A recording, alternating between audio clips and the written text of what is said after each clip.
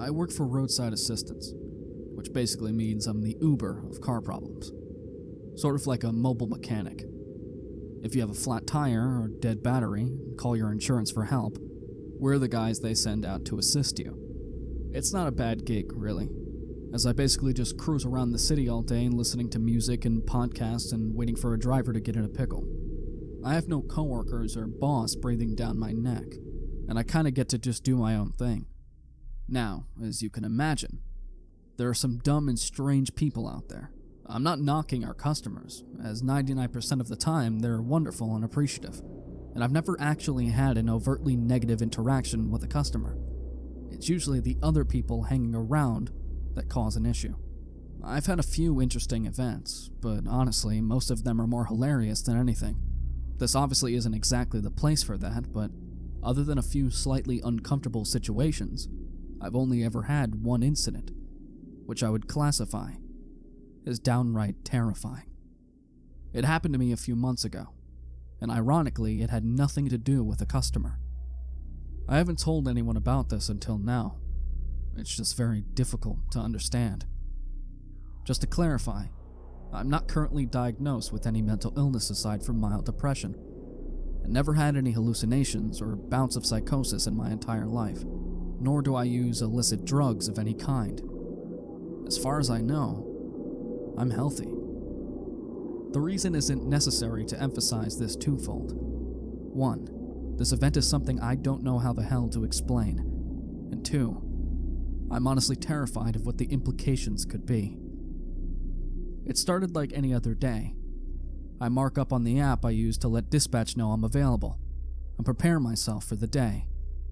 I got flooded with like 5 calls right off the bat, and was basically hopping from one call to the next without any downtime in between.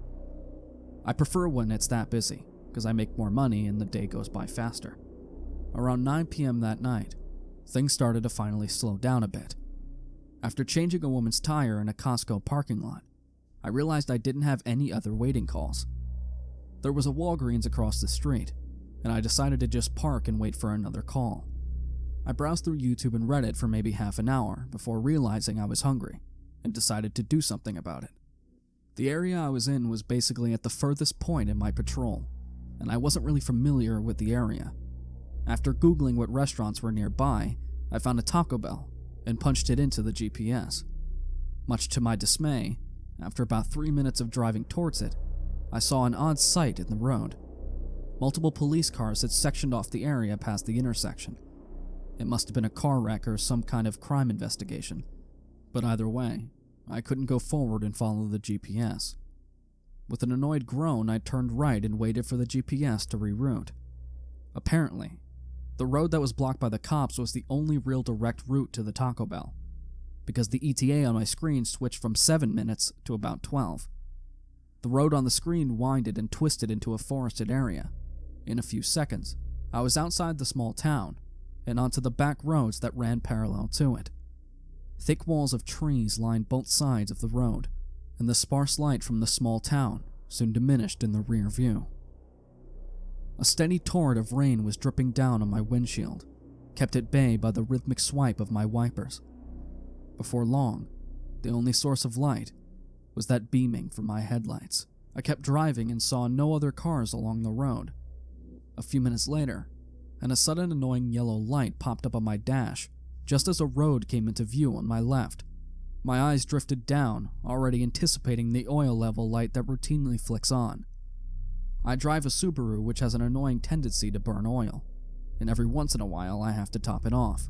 I try to do it as soon as possible to avoid unnecessary engine wear, so when I saw the light come on, I pulled my car to the side of the road, flicked on the hazards, and popped up the hood.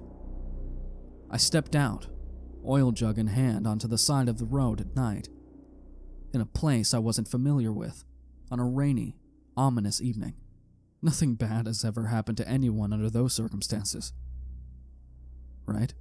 To the chagrin of some, no serial killer attacked me, and no evil cryptid dashed out from the woods to try and eat me. My .44 Magnum is kept on me at all times when I'm on the road, so if anything would have done that, I would have fired without hesitation. I had no reason to do that, though, and the night was quiet. filled only by the gentle pitter-patter of falling rain. I twisted the oil cap off, added half a quart, and shut the hood without an incident. The GPS was squawking orders at me as I got back inside my car and shut the door. The clock on my dash read 10:36 p.m., which was actually an hour fast because I don't bother changing it for daylight savings. I usually just go off the time on my phone anyways, and that little detail may not seem relevant, and in the moment, I didn't think it was either. I'm 100% certain it was the case though, just so we're clear. The GPS painted a trail which continued straight on the road. To my left was a single road, and a couple 100 yards down it was a row of houses. The strange thing was, my GPS didn't show anything there, and gave no indication that the road even existed. That struck me as odd, but I figured my GPS just wasn't loading right. After closing and reopening the app, however, I found it unchanged, and my phone had full bars. I thought maybe the road was a new development that hadn't been updated on Google Maps yet, but the houses had clearly been there for quite some time, so that didn't really make any sense. I don't even know why I was suddenly interested by it. My stomach was still growling, and bowels quivering under the prospect of digesting a cheesy gordita crunch. Yet for some reason, I was transfixed on that road which, according to the almighty Google, did not exist. I turned down the road and watched my headlights swivel towards the cluster of houses. The rainfall had increased in volume, and I kicked my wipers into overdrive. My GPS lost its shit and began nagging me to make a U-turn before I shut it off. I drove forward, seeing the looming houses come closer. The rain that had bellowed a moment earlier then suddenly halted dead in its tracks. My wiper blades continued to scrape across the clear windshield for a few seconds, making an annoying whining noise because they should have been replaced like 2 years ago, but I still haven't gotten around to it. I shut them off, and it confirmed that the rain had stopped falling entirely. That struck me as odd, and I suppose rain can stop suddenly like that. But I'd never seen it stop that abruptly. An odd feeling struck me then, and a few things happened at once. The first was a nervous feeling trickling in my gut, followed by my ears popping as though I had just gone through an altitude change, despite the road being almost entirely flat. A random zap then slithered through my brain, as if struck by electricity, but was gone just as suddenly as it appeared. The foreboding feeling of dread seemed to grow deeper the further I went, but my curiosity was still stronger. I realized ignoring your gut is like the biggest mistake everyone makes in horror movies, and I know I'm a dumbass for it, but I didn't feel like I was in danger. It was just an insatiable curiosity. I reached the houses a few seconds later, and saw no lights coming from within them. Upon closer inspection, I realized the houses were unlike anything I've ever seen. The architecture was ornate and altogether foreign, with spiraling columns and odd, wavy groves around the base. The walls were slanted and smooth, looking like whoever built them was either severely drunk at the time or aimed to build something entirely different to anything ever seen. I'd wish I'd taken pictures, but I was too enamored with what I was seeing at the time to consider it.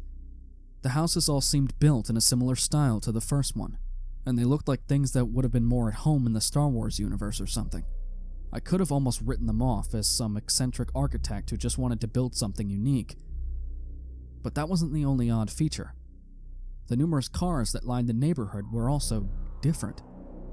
They all had 4 wheels like any other car, but I couldn't identify any of the makes or models.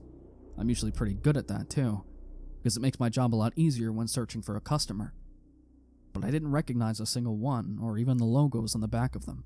My plausible explanations further dwindled at that point, and it first occurred to me that I was witnessing something truly weird. The road eventually curved and rounded to continue deeper into the neighborhood. Those odd homes stood silent as Templars along the way, and they seemed to go on for quite some distance. Around the corner, the road forked in 3 separate directions. The ones on the left and right led to more clusters of houses, and the one straight ahead led out into another desolate road. I then noticed the few trees in some of the yards and sidewalks. They were tall and skinny, almost like palm trees, but with skeleton branches, lined with small yellowish leaves that dangled down like a willow tree. I don't know what species they were, but I've never seen them before. The houses on the left and right were similar in design to the first street, but with a few worrying caveats. Several of the doors were cracked open.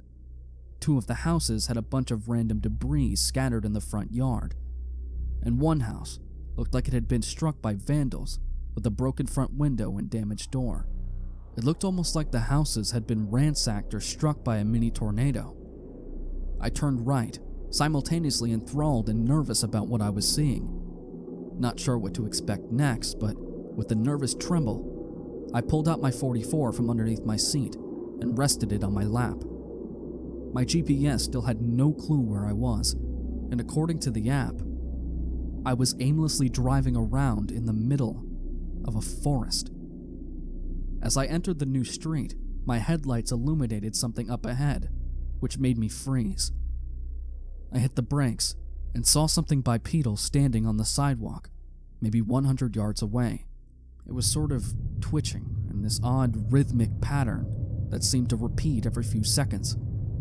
I was struck all at once by a feeling of thick dread, and also a desire to get closer. I thought maybe it was someone in trouble, and that they can use some help. But I also desperately wanted to turn back.